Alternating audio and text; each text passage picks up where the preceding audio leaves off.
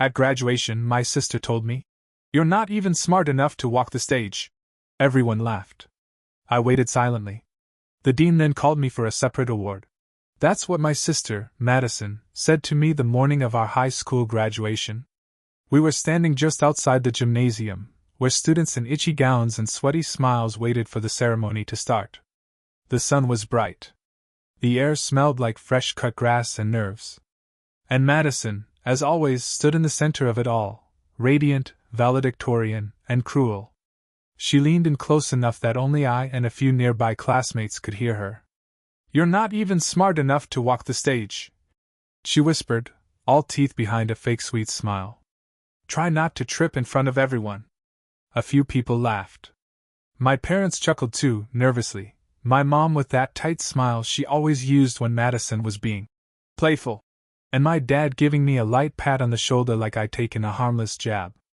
But I hadn't laughed. I didn't even flinch. I just looked at her. Silent. What no one knew, and what I'd spent 4 years making sure they wouldn't know, was that I had already walked a far greater stage. I had just been careful to do it where she couldn't see me. You see, Madison was obsessed with being the best, valedictorian, student council president, yearbook editor, homecoming queen. She collected accolades like they were medals of war. And to most people, including our parents, she was untouchable. Brilliant. Charming. In control. But she had one weakness: she always looked forward, never sideways. She never noticed that while she was giving speeches and posing for prom pictures, I was sneaking off to science fairs 3 states away.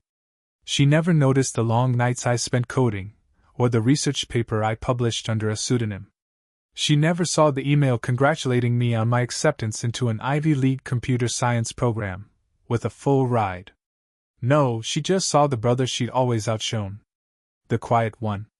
The one who took the punches without swinging back. But I'd been playing the long game. I didn't need to shout. All I needed was the right moment, and today, Madison handed it to me.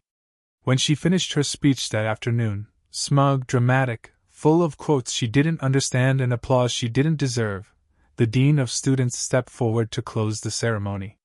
But instead of moving on to the diplomas, he paused.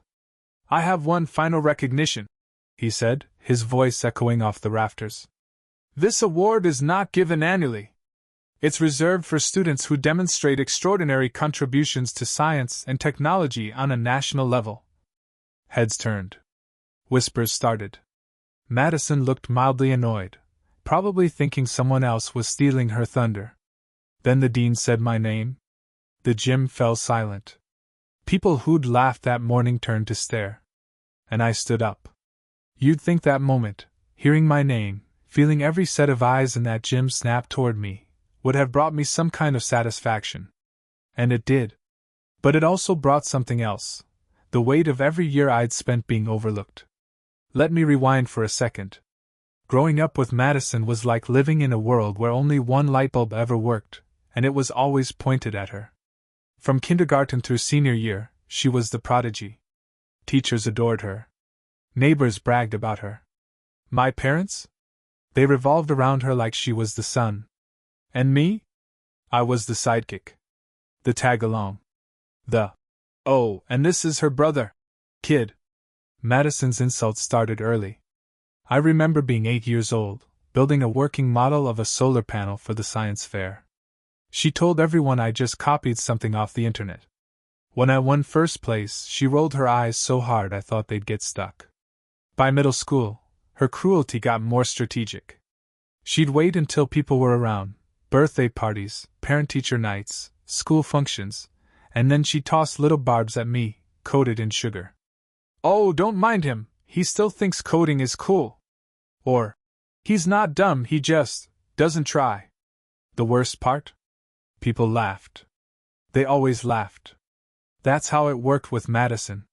She knew how to push just far enough to humiliate me without ever getting called out. She'd flash her honor roll smile, and the world would nod and move on. I stopped fighting back. What was the point? Every time I tried, it just fed the fire. Instead, I started doing something else, something Madison never noticed. I started vanishing. Not in the literal sense. I was still there, of course, eating dinner at the table, nodding politely at family gatherings.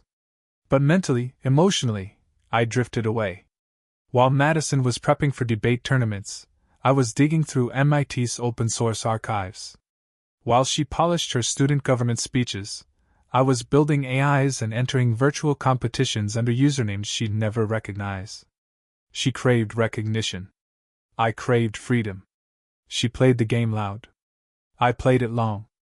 And the funny thing was, no one suspected a thing. Not my classmates. Not my parents.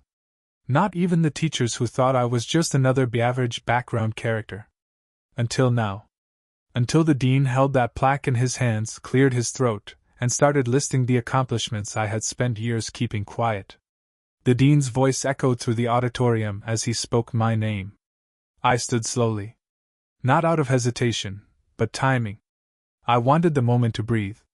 Recipient of the National Future Innovators Medal, he continued, a rare honor awarded by the Department of Education and the National Science Consortium for groundbreaking contributions in artificial intelligence and quantum computation.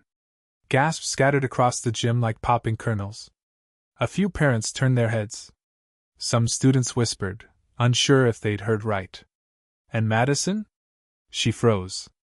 I saw her mouth twitch, just slightly.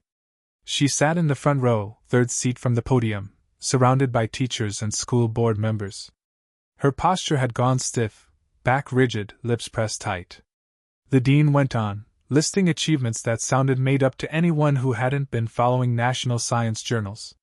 First place at the National Robotics Symposium, published research cited by Stanford faculty, creator of an open-source AI model now being used in university-level instruction. My mother blinked like she was seeing a stranger. My father leaned forward in his seat, trying to process. But it was Madison's face I watched. For the first time in our lives, she had no words. Not even a fake smile. They called me to the stage. And I walked, across the very floor she said I wasn't smart enough to stand on, past rows of faces that had always looked through me. People clapped, sure. But it wasn't polite applause. It was something heavier. A shift. I took the plaque from the dean, shook his hand, and turned toward the crowd. The spotlight that had followed Madison for years had moved. And she couldn't drag it back. I didn't say a word. I didn't have to.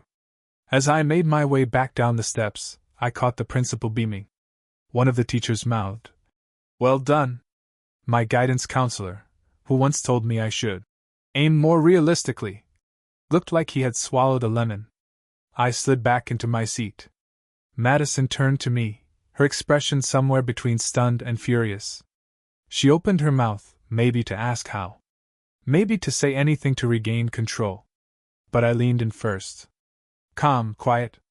Guess I walked further than you ever will. Then I faced forward. The silence around us wasn't awkward. It was electric.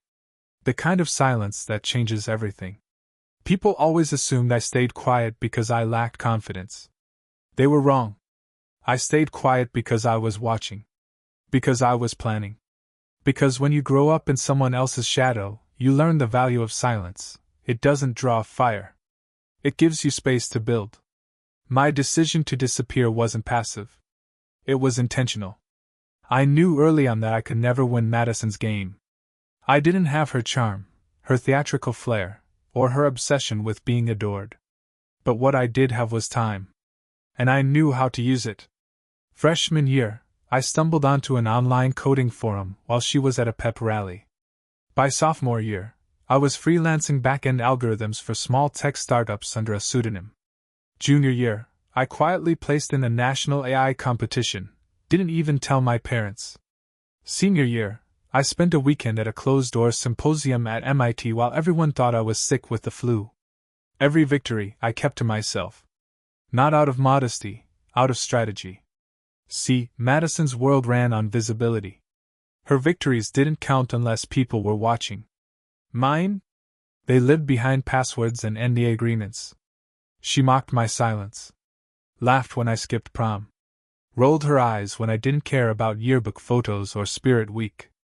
But I didn't need school trophies or Instagram likes.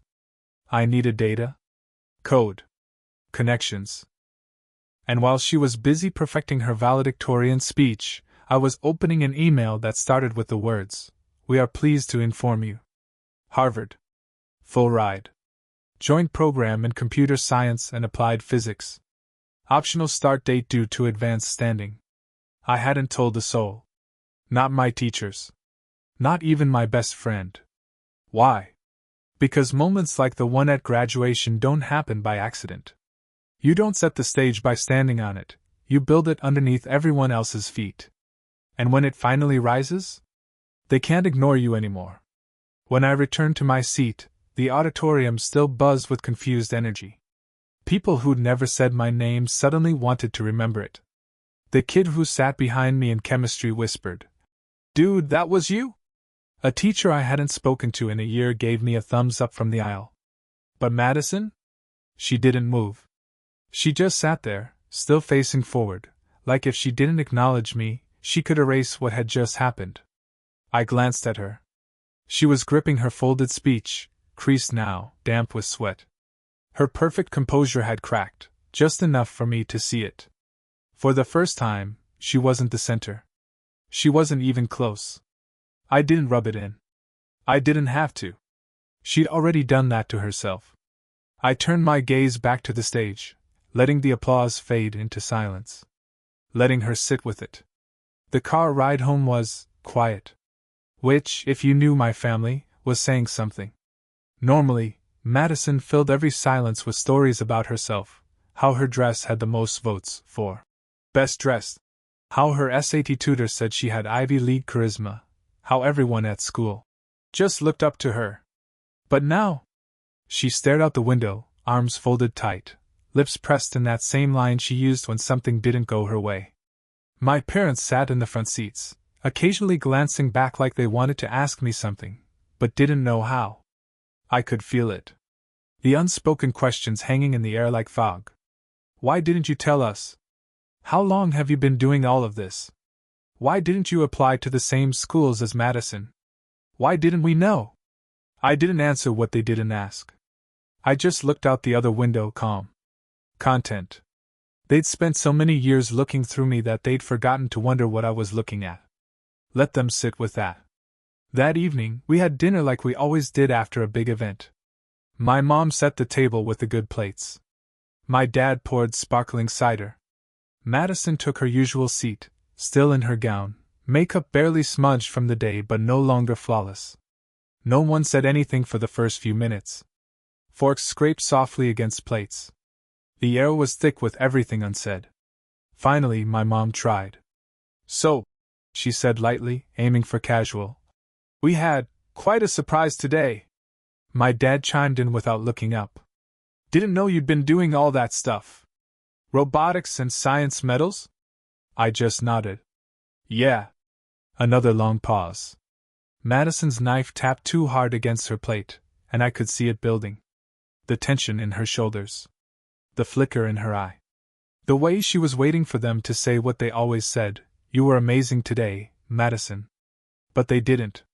They looked at me. I don't understand," my mom said, half smiling like she was trying to figure out a joke she didn't get. "Why didn't you ever say anything?" I took a bite, chewed slowly. "Because no one ever asked?" That stopped her cold. Madison set her fork down and leaned back in her chair, arms crossed. "You know," she said, voice sharp and theatrical, "it's kind of manipulative. Keeping secrets like that. You could have shared the spotlight. But no, you wanted to embarrass me." I looked at her, steady. "You were the only one in the spotlight. I just stepped into the room." She scoffed, but she didn't reply. For years, she had run that table. Every conversation orbited around her grades, her activities, her drama. But tonight, that orbit was broken. My parents didn't rush to defend her. They didn't change the subject. They didn't pretend she was right. They just sat in it. Sat in the discomfort of finally seeing things as they were. And that was the moment the shift began, not in a loud explosion, but in the slow, quiet realization that things wouldn't go back to how they were. Madison didn't finish her dinner. She excused herself, still trying to carry that queen-like dignity, but it didn't land the same. It wasn't power. It was retreat. I watched her go, then turned back to my plate. No gloating. No revenge speech. Just peace. The kind that only comes when you've waited your whole life for a moment, and earned every second of it. The next morning, there was an envelope on the kitchen counter with my name on it. It was plain, no school letterhead, no fancy seal. Just white paper, black ink, and my mom's familiar handwriting. "We're proud of you," it said at the top, like they were trying to make up for everything all at once. Inside was a check. A generous one. The kind that said, "We didn't believe in you when we should have, but here's a late apology wrapped in dollars." I stood there holding it, the morning light cutting in through the blinds, washing over the counter where so many tense breakfasts had happened, where Madison used to hold court, and I used to quietly disappear into my cereal bowl. I didn't even feel angry. Just detached. They were trying now. And maybe that meant something. But money wasn't the thing I needed. It was belief. It was recognition. It was someone looking at me and seeing more than the kid in the background of every family photo. I set the check down and left it there. What they didn't know, what they still didn't know, was that 2 days before graduation, I had received another envelope. One I'd tucked under my mattress, away from curious eyes. That envelope came with a red seal, thick cardstock, and a handwritten note from the head of admissions at Harvard's Advanced Research Fellowship. It wasn't just an acceptance. It was an invitation to skip freshman year entirely and begin immediately with graduate-level mentorship.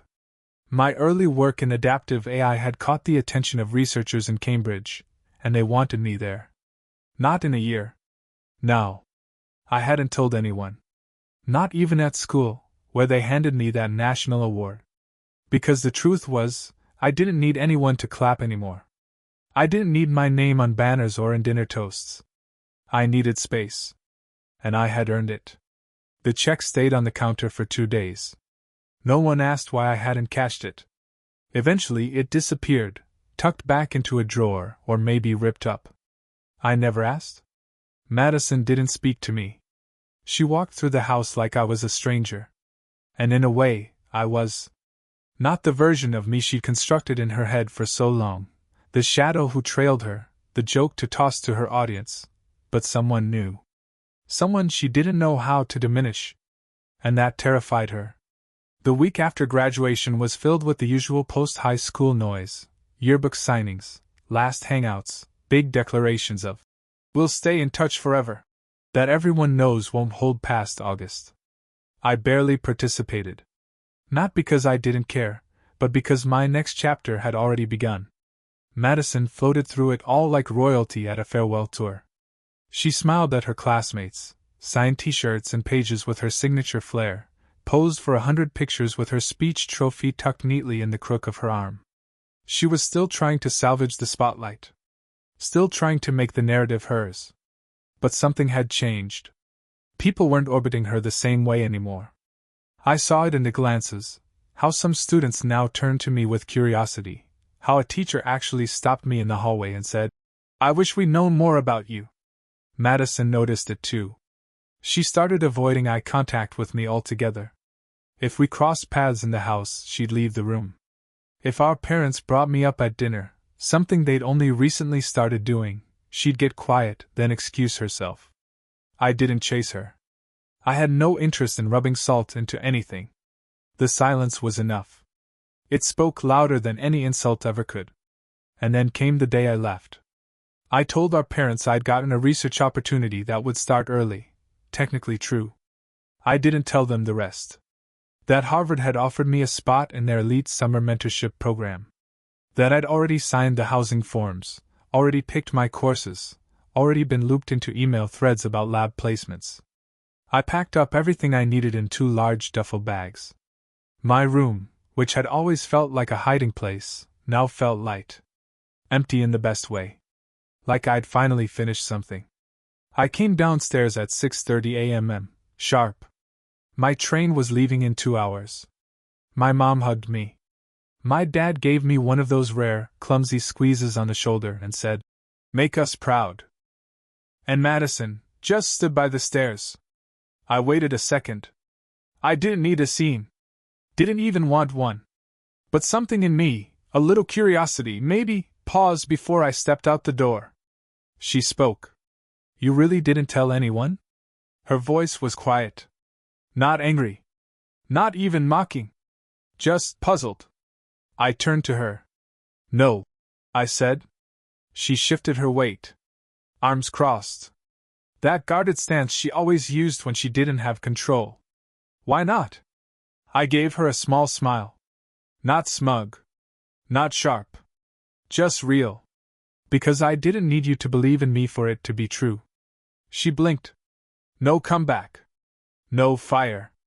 Just that stunned look, like someone hearing a song they used to hate and realizing it was beautiful all along. I opened the door. And just before I stepped out, I said the final line I had kept tucked away, one last truth, delivered not as revenge, but as release. "I spent years trying to be heard in a house that only listened to you. So I stopped talking. And I built a world without you in it. Now I get to live in it." I left without another word. No dramatic exit. No need for her reaction. Because the power wasn't in what she said next. It was in the fact that she finally had nothing to say. It's been over a year since that day. I'm writing this from a small desk in Cambridge, surrounded by notebooks filled with code, questions, and ideas that still keep me up at night, but in the best way. The kind of restlessness that fuels you. Sometimes I think about that moment on stage. Not for the recognition. Not for the applause. But because it proved something I'd always believed, even when no one else did. You don't have to shout to be heard. You just have to make what you're building undeniable. Madison and I don't talk much anymore. That's okay. I don't hold anger in my chest. Just clarity. She taught me something she never meant to. That sometimes the best revenge isn't a speech or a spotlight, it's the quiet, steady grind no one saw coming. And when you finally step into the light, make it count. Let them watch. Let them wonder. But most importantly, walk further.